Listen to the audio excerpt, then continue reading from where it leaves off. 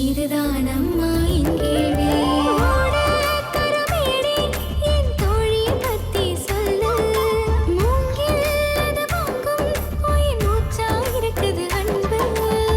சரியான வெகுளி பொண்ணு அழகான தங்கரதும். அவ மனசு ஈரமண்ணு குலமெல்லாம் சொல்லிக் கொடு. ஆலமரமே ஆலமரமே அவளுக்கு நீ ஒரு ஊஞ்சல் கொடு.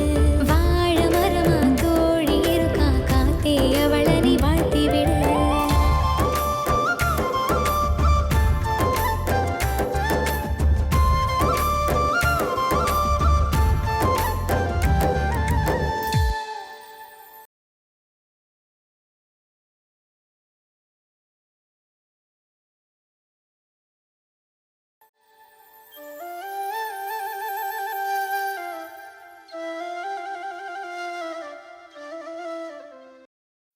நாங்க கல்யாணம் பண்ணிட்டு வந்திருக்கோம்னு தெரிஞ்சா எங்களை வெட்டியே போடுவாங்க சார். நான் இந்த ஊருக்குள்ள வந்துட்டேன்ல, இனி ஒருத்தனும் கத்தியே தொட விட மாட்டேன். நீங்க தைரியமா வாங்க.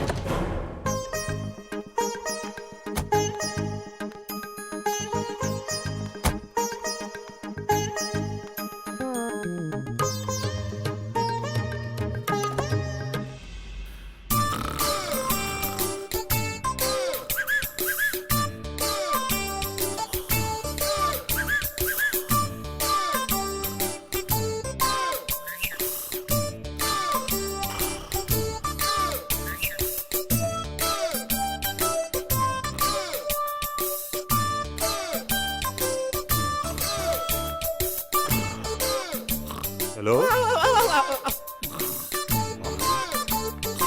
ஓய்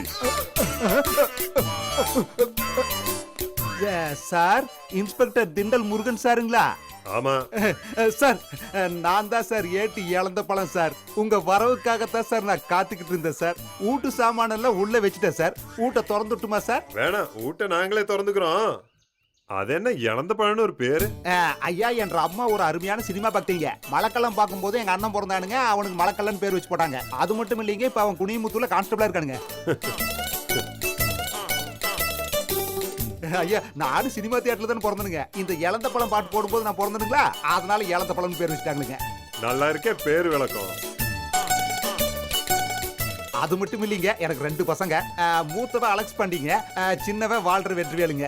உங்க அம்மா பேரை நிலநாட்டுறீங்க. சரி, வீட்டை சுத்தம் பண்ணியாச்சா? என்ன அப்படி கேட்டு போட்டீங்க? நானே பெருக்கி, நானே கழுவி, நானே தொடச்சு வச்சுட்டுங்க. பாருங்க, ஈரம் கூட ஒண்ணுங்க ஆயில. உன்னை யார் அதெல்லாம் செய்ய சொன்னது? முன்னாள் இன்ஸ்பெக்டருக்கு வீட்டை நான் தானுங்க கழுவி விடுவனுங்க. நான் கழுவுற மாதிரி வேற யாரும் கழுவ மாட்டாங்களுங்க. அவரோட பாராட்டுவாருங்க. அது மட்டும் இல்லைங்க, காலையில எந்திரிச்சு பால் வாங்குறது, காய்கறி வாங்குறது, சிக்கனு மட்டனு எல்லாம் நான் தானுங்க வாங்கி தருவேன். உங்களுக்கு நானே வாங்கி கொடுத்துருனுங்க. இந்த வேலை செஞ்சுட்டு இருந்தா போலீஸ் ஸ்டேஷன்ல யார் வேலை செய்யறது? இந்த ஊர் போலீஸ் ஸ்டேஷன்ல போலீஸ்க்கு வேலையே இல்லைங்க. எந்த ஒரு பிரச்சனைனாலும் பஞ்சாயத்துன்னு அவனுங்களே முடிச்சுக்குவானுங்க. சட்டத்தை எப்படி தனி மனுஷன் கையில எடுப்பான்? சட்டத்தில் நிறைய ஓட்டை இருக்குன்னு சொல்றாங்க. ஓட்டைய உலகத்துல எவனுங்க மதிப்பான்? பணம் தான் எல்லாத்தையும் தீர்மானிக்குதுன்னு அவங்க சொல்றாங்க. அது என்கிட்ட நடக்காது. நீயும் பார்க்க தானே போற. நீ ஒண்ணு செய்ய. Yes sir. மகேஷ், அன்னைக்கிலே வாங்க.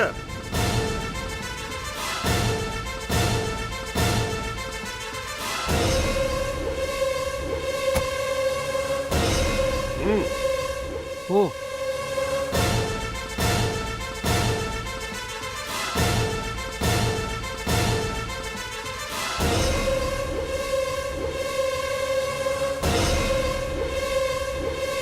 இவங்களா சார்? இவங்களத்தான் ஊரே தேடிக்கிட்டு இருக்கு சார். ஊருக்குள்ள வரும்போதே பிரச்சனையோட வந்துட்டீங்க போல இருக்கு. இவங்க 2 பேருக்கும் நான் கல்யாணம் பண்ணி வச்சுட்டேன். இது வேறயா? இனிமே ஊருக்குள்ள பாரத ராஜா பட கிளைமேக்ஸ் மாதிரி அடிக்கடி வெட்டி குத்து பார்க்கலாம் போல் இருக்குது. அதையும் நான் பாக்குறேன். இவங்கள நான் ஸ்டேஷன் கூட்டு போறேன். இவங்க 2 பேர் குடும்பத்தை ஸ்டேஷனுக்கு வர சொல்லு. சரிங்க சார். அத்தை நீங்க வீட்ல இருங்க, சாயங்காலம் வரேன். இன்னைக்கே டியூட்டில ஜாயின் பண்ணி ஆகணும். சரிங்க மாப்பிள்ள. அன்னக்கிளி, மனசுக்கு பிடிச்சவனோட வாழ்ற வாழ்க்கை யாருக்கும் கிடைக்காத மணி, உனக்கு கிடைச்சிருக்கு. எதுவா இருந்தாலும் பாத்துக்கலான்னு தைரியமா போ. என்ற உசிரே போனாலும் மகேஷை விடமாட்டேங்க்கா.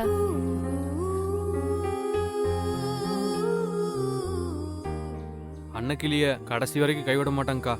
எங்க 2 பேருக்கும் புருஷன் பொண்டாட்டிங்கிற உறவை உருவாக்கி தந்துட்டீங்க. எத்தனை ஜென்மம் எடுத்தாலும் இவளுக்கு நான் எனக்கு இவன்னு வாழ்ந்து காட்டுவாங்க்கா. இது உங்க மேல சத்தியம்க்கா. சரி கிளம்பலாமா? என்ன இழந்த கிளம்பலையா? இதோ சார். ஏய் இந்த பக்கம். Sorry sir. நில்லு. மரியாதை மனசுக்குள்ள இருந்தா போதும், இப்படியே இருக்கணும்னு அவசியம் இல்ல. போ. Okay sir. அடை என்னப்பா மல்லி, நான் போயிட்டு வரட்டுமா? வரங்க அத்தை. சரிங்க. வாங்க. சரி வரேங்க்கா. அக்கா போயிட்டு வரேங்க்கா. சரி போயிட்டு வாங்க. வரேங்கம்மா. வரேங்க்கா.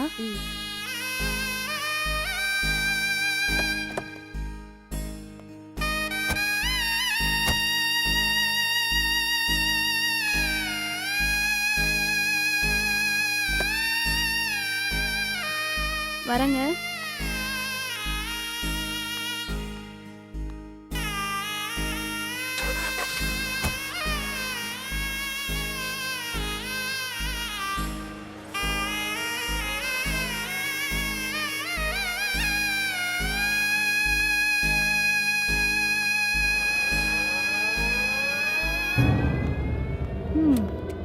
ஒன்றரை புருஷனுக்கு இந்த ஊரை பத்தி சொல்லி புரிய வைக்க முடியல. வம்ப கையோட கூட்டிட்டு போறார். பட்டா தண்ணி தெரிய போகுது. 6 கண்ணிலையும் படாம வீட்டுக்குள்ள போய் கதவு சாத்திக்கிட்டு உட்காருக்கோ. ஏம்மா, அவர் என்ற பேச்சு கேட்கலன்னு நான் என்ன பண்ண முடியும்? ஒன்றரை வாழ்க்கையை நீ எப்படி காப்பாத்திக்க போறியே தெரியல. அது அந்த மாசாணி அம்மனுக்கு தான் தெரியும். 6வது பார்க்க போறாங்க. உள்ள சீக்கிரமா போ.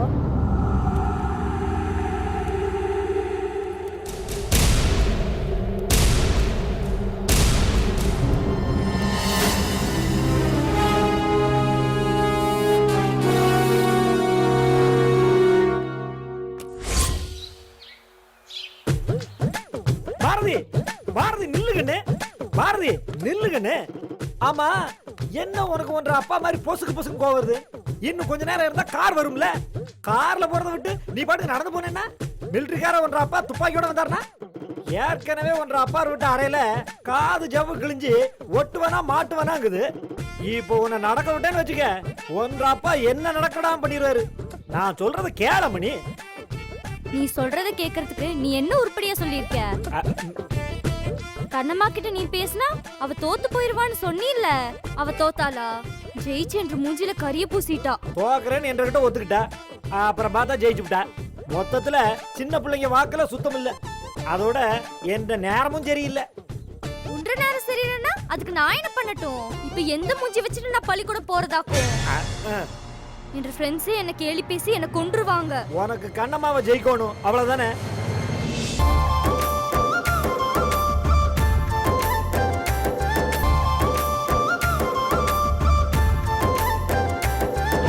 மொத்தத்துல சின்ன பிள்ளைங்க வாக்குல சுத்தம் இல்ல. அதோட எந்த நேரமும் சரியில்லை.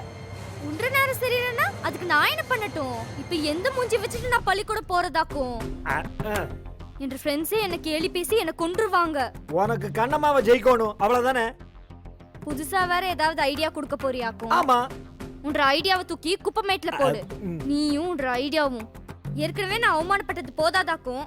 சமீப காலமா ஒன்ற குடும்பமே அவமானப்பட்டு தானமா நிக்குது. நீயும் பழைக்க கண்ணு. என்ன லொல்லு பேசுறியா?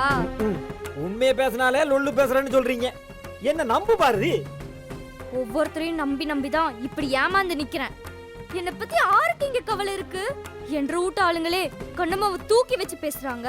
என்ற தாத்தங்கட்டின பள்ளிக்கூடன்னு பெருமை வேற. பள்ளிக்கூடத்தை விட்டு அவளை தூக்கி நம்ம வீட்டு மாட்டு கொட்டாயில சாணியால சொல்லலாம்ல. அத பாக்கும்போது என்ற மனசு எப்படி குளிரும். எதுக்கு எடுத்தாலும் அவளே ஜெயிச்சா என்னால தாங்கிக்க முடியுமா? பாரதி, கண்ணம்மா படிக்கிற புள்ள, படிக்கிறதுனால ஜெயிக்கிறா. இந்த மாதிரி ஜெயிக்கிறவங்களை ஜெயிக்கணும்னா ஜெயிக்கணும்னா ஜெயிச்சவ கூட நீயும் இருக்கணும். அதுவும் ஒரு புத்திசாலித்தனம் தான். புத்திசாலித்தனம்னு சொல்லிட்டு அத நீ சொல்ற? சரிதான். என்ற நேரம் கஸ்தூரி சொப்பன சுந்தரின் ஜாலியா என்ற காலத்தை ஓட்டிக்கிட்டு இருந்தேன். இங்க வந்து ஒன்றரை கிட்டையும் ஒன்றரை அப்பா கிட்டையும் நான் படுற அவஸ்தை அந்த சொக்கனுக்கு தான் தெரியும். சரி சரி, ஏதோ சொல்றேன்னு சொன்னியே அத சொல்லு. அதாவது பாரதி, எதிரியை நேருக்கு நேர் எதுக்க முடியலனா கூடவே இருந்து உறவாடி கெடுக்கணும். உறவாடினா கண்ணம்மா நீ ஃப்ரெண்ட் ஆயிரு. அவன் என்ற சென்ம விரோதி. அவகிட்ட போய் நான் ஃப்ரெண்ட்ஷிப் வச்சுக்கணுமாக்கும்? இதுதான் உன்ற ஐடியாவா? ஆமா பாரதி, நீ உண்மையாவே ஃப்ரெண்ட்ஷிப் வச்சுக்க வேண்டாம், ஃப்ரெண்டு மாதிரி நடிச்சா போதும். அப்பதான் அவளோட பிளஸ் பாயிண்ட் மைனஸ் பாயிண்ட் எல்லாம் உனக்கு தெரியும். அவ வீக்னஸ் நல்லா தெரிஞ்சுக்கிட்டு சரியான நேரம் பார்த்து ஒரே அமுக்கணும். என்ன யோசிக்கிற? அதாவது நம்ப வச்சு கழுத்து இருப்பாங்களே அதானே? அதேதான். பண்ணையார் பேத்தினா சும்மாவா? அதான் எனக்கு கை வந்த கலையாச்சு. நான் கண்ணம்மா கூட ஃப்ரெண்ட் ஆகிறேன்னு சொன்னா அவன் நம்ப மாட்டாளே. கண்ணம்மா கிட்ட போய் நான் உன்கிட்ட தோத்துட்டேன், அந்த தோல்வியை நான் ஏத்துக்கிறேன்னு சொல்லி பாரு. உடனே அவன் உன்னை ஃப்ரெண்டா ஏத்துக்குவா. அதெல்லாம் என்னால முடியாது. ஒரு பேச்சுக்கு தான், சும்மா நடிப்பு. அப்படியா சொல்ற? என்ற நடிப்பை அவன் நம்பணுமே. பள்ளிக்கூடத்துல பசங்க முன்னாடி ஒன்ற தோல்வியை ஒத்துக்க, எல்லாரும் முன்னாடியும் கண்ணம்மாவை பாராட்டி பேசு. அவன் நல்லவங்கிறதுனால எதையும் சுலபமா நம்பிடுவா. அது மட்டும் இல்ல, நீ கெட்டவங்கிறதுனால உன் நடிப்பையும் அவங்க நம்பிடுவாங்க. சந்தில சிந்து படுற பத்தியா? நான் கெட்டவளா? ஐயோ, தவளைத்தான் வாயால கெடுற மாதிரி இந்த பழனியப்பனும் வாயால கெடுறேன். நான் உன்னை கெட்டவன் சொல்லல பாரதி, கெட்டவன் மாதிரின்னு சொன்னேன். எப்படியோ மனசுல இருக்கிறத சொல்லிட்ட. சரி சரி, கண்ணம்மாவை கவுக்கணும். அதுக்கு மட்டும் ஏதாவது உருப்படியா சொல்லு. முதல்ல நீ அவகிட்ட க்ளோஸ் ஆயிரு, அதுக்கப்புறம் நான் உன்கிட்ட ஒவ்வொன்னா சொல்றேன். சரி சரி, உன்ற பேச்ச கேட்டு போறேன். இதுலயும் ஏதாச்சும் சொதப்புச்சுன்னு வச்சுக்க, மறுபடியும் என்ற அப்பனை விட்டே உதப்பேன். இருக்கிற 4 எலும்பு உடச்சுதான் அனுப்புவீங்க போல இருக்கு. கார் இன்னும் வரல, இன்னைக்கு ஒரு நாள் ஜீப்ல போயிருக்கேன்னு. சரி,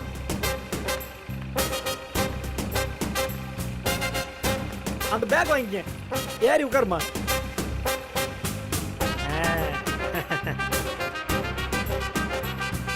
கண்ணு மறந்துடாத, உறவாடி கெடுக்கணும். காட்டி கொடுக்கறதும் உறவாடி கெடுக்கிறதும் நமக்கு ஒண்ணும் புதுசு இல்ல, எல்லாம் பழசுதான். அத நான் பாத்துக்கிறேன். நீங்க வண்டி எடுங்க. டாடா.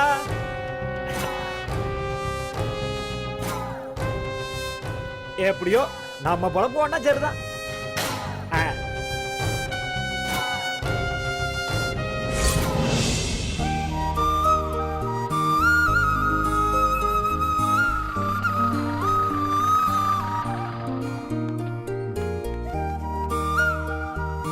சார் வணக்கம். என்ன கூட்டம்? ஷூட்டிங் நடக்குது சார். அப்படிங்களா? பர்மிஷன் வாங்கியிருக்கீங்க? வாங்கியாச்சு சார். பப்ளிக் இடைஞ்சல் இல்லாம பண்ணிக்கங்க. சரிங்க சார். எந்த சேனலுக்கு பண்றீங்க? வேந்தர் டிவிக்கு சார். ஓ, வெரி குட். போங்க, உங்க வேலைக்கு போங்க. Okay, thank you sir.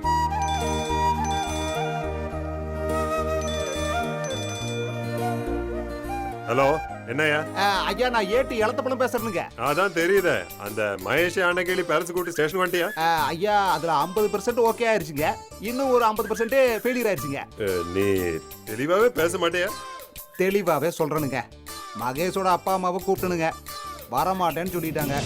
அப்புறம் என்ற சர்வீஸ் என்ற டீலிங்ஸ் எல்லாத்தையும் எடுத்து விட்டுனுங்க. பயந்துட்டு என்ற கூடவே வந்துட்டாங்க. அன்னைக்கிளி அம்மாவை கூப்பிட்டுனுங்க, ஒரு இன்ச்சு கூட மூவ்மெண்ட் இல்ல, பேசுனதையே பேசிக்கிட்டு இருக்காங்க. அப்படியா? இன்ஸ்பெக்டர் கூப்பிட்டேன்னு சொன்னியா? சொன்னனுங்க, தெளிவா எடுத்து சொன்னனுங்க. ஆனா அந்த அம்மா ஸ்பீக்கரை முடுக்கிட்ட மாதிரி சவுண்டா சொன்னதையே சொல்லிட்டு இருக்குதுங்க. ஐயா, கூட ஒருத்த வெள்ளை வெளையர்னு வேட்டி சட்டை போட்டுக்கிட்டு கருன்னு இருந்தானுங்க. அவன் வேற நிறைய கருத்து பேசுறானுங்க. அப்படியா? ஆமாங்க ஐயா, இந்த ஊரே அப்படித்தானுங்க. போலீஸ் ஸ்டேஷன் கூப்பிட்டா யாரும் வரமாட்டாங்க. மிரட்டி கூப்பிட வேண்டியதானே? இங்க அதெல்லாம் செல்லுபடி ஆகாதுங்க. எனக்கு இங்க அசிங்கப்பட்டு அது பழக்கமா போயிருச்சுங்க. உங்களுக்கு அந்த நிலைமை வரக்கூடாதுன்னா நான் ஒரு ஐடியா சொல்றேன், கேளுங்க. சரி, சொல்லு சொல்லு.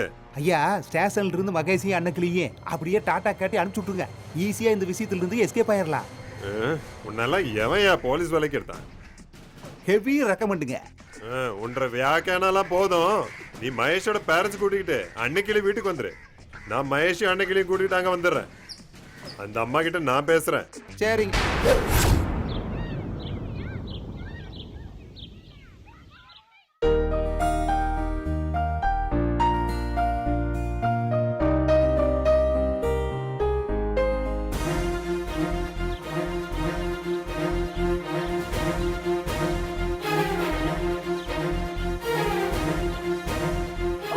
வந்துட்டாங்க மகாராணி. என்னமோ அப்படியே உலகத்தையே ஜெயிக்கிற மாதிரி பேசிவிட்டு இப்ப தோத்துட்டாங்க.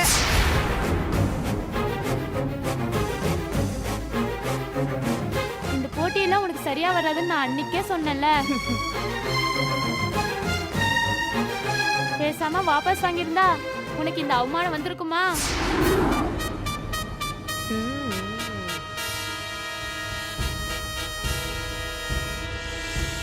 முக்கி முக்கி படிச்சு மனப்பாடம் பண்ணி என்ன பிரயோஜனம்? நினைப்பு நல்லதா இருந்தா தானே ஜெயிக்க முடியும். படிப்புலயும் சரி போட்டியிலயும் சரி நம்ம பள்ளிக்கூடத்துல கண்ணமா ஜெயிக்க யாரும் கிடையாது. சும்மா பொறாமப்பட்டு என்ன பிரயோஜனம்?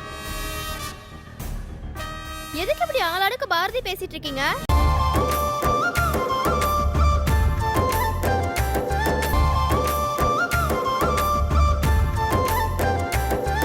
முக்கி முக்கி படிச்சு மனப்பாடம் பண்ணி என்ன பிரயோஜனம்? நினைப்பு நல்லதா இருந்தா தானே ஜெயிக்க முடியும். படிப்புலயும் சரி போட்டியிலயும் சரி நம்ம பள்ளிக்கூடத்துல கண்ணமா ஜெயிக்க யாரும் கிடையாது. சும்மா பொறாமப்பட்டு என்ன பிரயோஜனம்? எதுக்கு இப்படி ஆளாடுக்கு பாரதி பேசிட்டு இருக்கீங்க?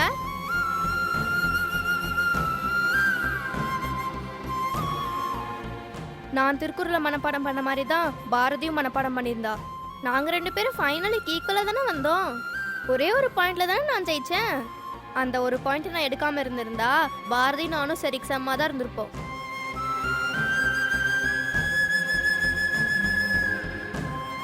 எனக்கு பாரதியை ஜெயிக்கணுங்கிற வெறி இல்லை, என்ற அப்பத்தா உசுரை காப்பாற்றணுங்கிற வெறி மட்டும்தான் இருந்தது.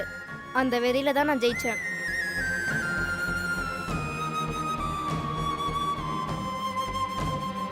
ஜெயிச்ச நானே பேசாம இருக்கும்போது அவ கூடவே இருந்துட்டு அவளை கிண்டல் பண்ணி பேசுறீங்களே, இது நியாயமா?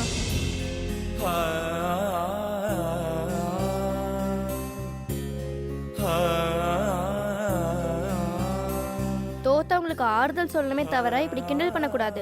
பாரதி நம்ம கிளாஸ் தானே, தயவு செஞ்சு இனிமேட்டுக்கு அவளை பேசக்கூடாது.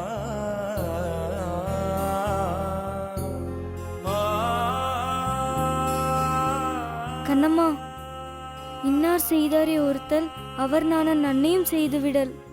போட்டிக்காக நான் படிச்ச திருக்குறள் மாதிரியே நீ இப்ப பேசி என்னை தலைக்குனிய வச்சுட்ட. ஒரு நாளா 2 நாளா தினத்திக்கும் உன்னை நான் எவ்வளோலாம் அவமானப்படுத்தியிருப்பேன். அதெல்லாம் உன்ற மனசுல வச்சுக்காம என்னை கிண்டல் பண்ணவங்களை திட்டினியே. எப்படி கண்ணம்மா உன்னால மட்டும் இப்படி இருக்க முடியுது? பாரதி, உன்னை நான் என்னைக்குமே போட்டியாவோ பொறாமையாவோ நினைச்சதே இல்லை. நீ தான் என்ன அப்படி நினைச்சிட்டு இருக்க.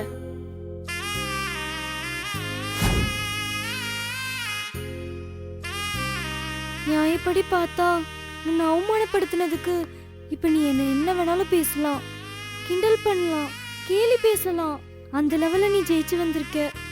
என்ன ஏதாவது திட்டு கண்ணம்மா, நீ திட்டினாதான் என்ற மனசு ஆறும். என்னாச்சு பாரதி உனக்கு? முதல்ல அழுகை நிறுத்து. இந்த பள்ளிக்கூடத்துல நான் நல்லா படிக்கிறவளா இருக்கலாம், ஆனா நீ தான் ஸ்மார்ட். இவங்கெல்லாம் சொல்றாங்கிறதுக்காக நீ இறங்கி வந்துடாத பாரதி. உன்ற கெத்து தான் உனக்கு அழகு. இல்ல கண்ணம்மா, உன்னை தோக்கடிக்கணும், நான் ஜெயிச்சு உன்னை தலைகுனிய வைக்கணும்னு எப்பவுமே நான் நினைச்சிட்டு இருப்பேன். ஆனாலும் நீ என்று கூட பேசணும் பழகணும்னு ஆசைப்படுவ. நீ ஆடு மேய்க்கிறவ பேத்தி தானேன்னு எத்தனையோ தடவை உன்னை கேவலமா பேசியிருக்கேன். அப்ப கூட நீ அமைதியா தானே இருந்த. என்ன மன்னிச்சிரு கண்ணம்மா. தோழர்களே தோழிகளே, பாரதி கண்ணம்மா கிட்ட மன்னிப்பு கேட்டிருக்கா. இந்த நாளை எல்லாரும் குறிச்சு வச்சுக்கோங்க. நான் எப்ப மன்னிப்பு கேட்டேன்னு பாரதியே கேட்டாலும் கேப்பா.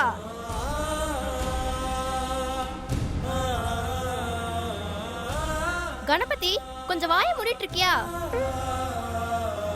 ஒருத்தங்க தன்னோட வருத்தத்தை சொல்றப்போ கிண்டலோ கேலியோ பண்ணக்கூடாது. பாரதி என்ற கிட்ட மன்னிப்பு கேட்கிற அளவுக்கு பாரதி எந்த தப்பும் செய்யல. பாரதி மனசு மாறி என்று கூட ஃப்ரெண்டா இருக்கணும்னு எத்தனையோ தடவை சாமி கிட்ட வேண்டியிருக்கேன். என்ற வேண்டுதல் தான் நிறைவேறியிருக்கு.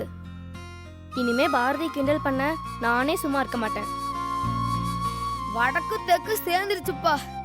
இந்த பொண்ணுங்களே நம்ப கூடாதுங்கிறது சரியாதான் இருக்கு. எல்லாரும் நல்லா கேட்டுக்கங்க. நடந்த போட்டியில நான் ஜெயிச்சிருந்தா கண்ணம்மாவை ஓட ஓட விரட்டி இருப்பேன். ஏன்னா என்ற புத்தி அப்படி இருந்துச்சு. இப்ப நான் அப்படி இல்லை. கண்ணம்மா கிட்ட நான் தோத்துட்டேங்கிறத நான் ஒத்துக்கிறேன். இந்த நிமிஷத்துல இருந்து கண்ணம்மாவும் நானும் பிரிக்க முடியாத ஃப்ரெண்ட்ஸாக இருப்போம். என்னை உன்னோட ஃப்ரெண்டாக ஏற்றுக்குவியா? பாரதி, இனிமே என்ற டியரஸ்ட் ஃப்ரெண்டே நீதான். திருக்குறளை படிச்சாலே கெட்டவனும் நல்லவனாட்ட மாறுவான்னு ஒரு நாள் வாத்தியார் சொன்னாரு. இந்த திருக்குறள் போட்டியால நம்ம பாரதி திருந்திட்டா. திருக்குறள் வாழ்க, திருவள்ளுவர் வாழ்க. கண்ணம்மா, நீ உன்னையும் என்னையும் ஆறாலையும் பிரிக்க முடியாது.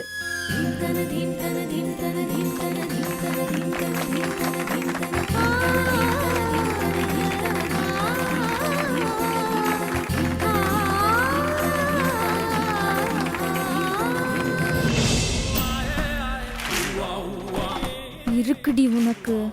ராமாயணத்துல கூனி செஞ்ச வேலையும் மகாபாரத்துல சகுனி செஞ்ச வேலையும் ரெண்டும் சேர்த்து நான் உனக்கு செய்யல என்ற பேரு பாரதி இல்லடி.